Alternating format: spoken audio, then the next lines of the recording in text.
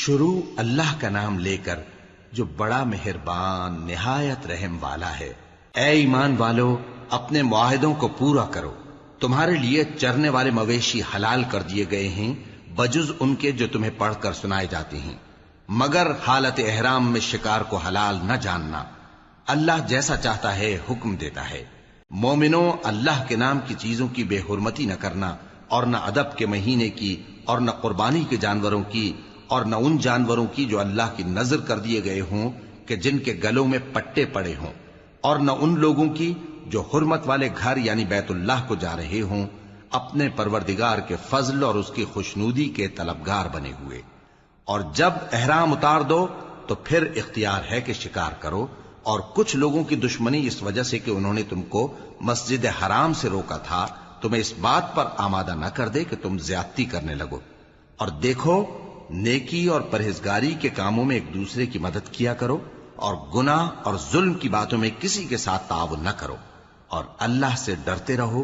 کچھ شک نہیں کہ اللہ کا عذاب سخت ہے۔ تم پر مرا ہوا جانور اور بہتا لہو اور سور کا گوشت اور جس چیز پر اللہ کے سوا کسی اور کا نام پکارا جائے، اور جو جانور گلا گھٹ کر مر جائے، اور جو چوٹ لگ کر مر جائے، اور جو گر کر مر جائے، اور جو سینگ لگ کر مر جائے، یہ سب حرام ہیں۔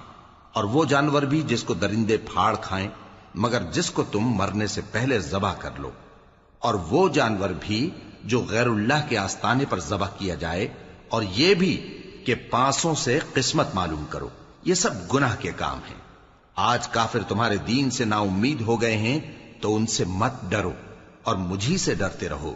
آج میں نے تمہارے لیے تمہارا دین کامل کر دیا ہے اور اپنی نعمتیں تم پر پوری کر دی، اور تمہارے لیے اسلام کو بطور دین پسند کر لیا۔ ہاں،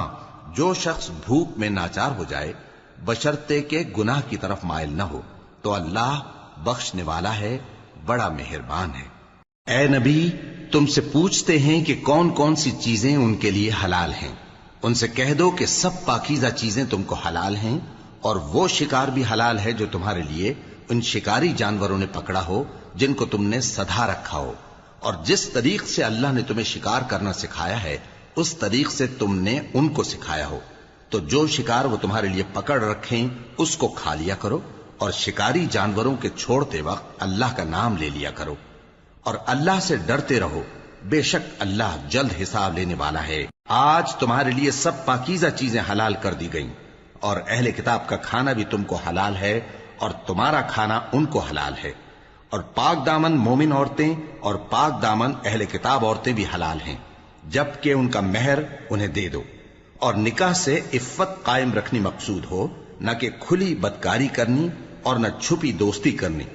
اور جو شخص ایمان کا منکر ہوا اس کے عمل ضائع ہو گئے اور وہ آخرت میں نقصان پانے والوں میں ہوگا۔ مومنوں، جب تم نماز پڑھنے کا قصد کیا کرو تو اپنے منہ اور کوہنیوں تک ہاتھ دھو لیا کرو، اور سر کا مسح کر لیا کرو، اور ٹخنوں تک پاؤں دھو لیا کرو،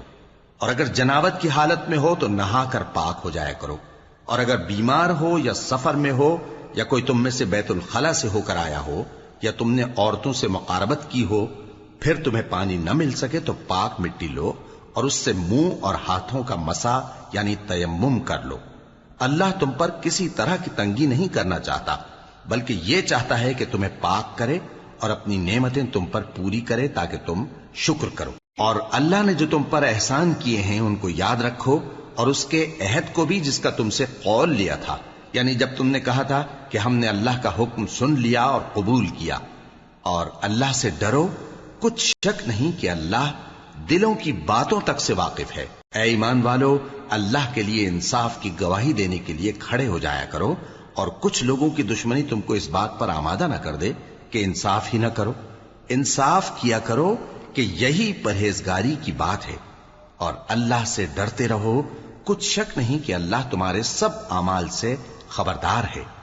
جو لوگ ایمان لائے اور نیک کام کرتے رہے ان سے اللہ نے وعدہ فرمایا ہے کہ ان کے لیے بخشش اور اجر عظیم ہے، اور جنہوں نے کفر کیا اور ہماری آیتوں کو جھٹلایا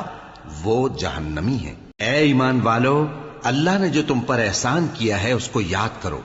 جب کچھ لوگوں نے ارادہ کیا کہ تم پر دست درازی کریں تو اس نے ان کے ہاتھ تم سے روک دیے، اور اللہ سے ڈرتے رہو، اور مومنوں کو تو اللہ ہی پر بھروسہ رکھنا چاہیے۔ اور اللہ نے بنی اسرائیل سے اقرار لیا تھا، اور ان میں ہم نے 12 سردار مقرر کیے تھے،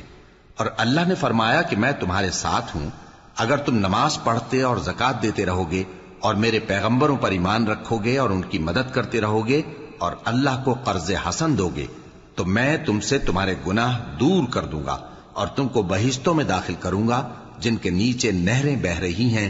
پھر جس نے اس کے بعد تم میں سے کفر کیا تو وہ سیدھے رستے سے بھٹک گیا۔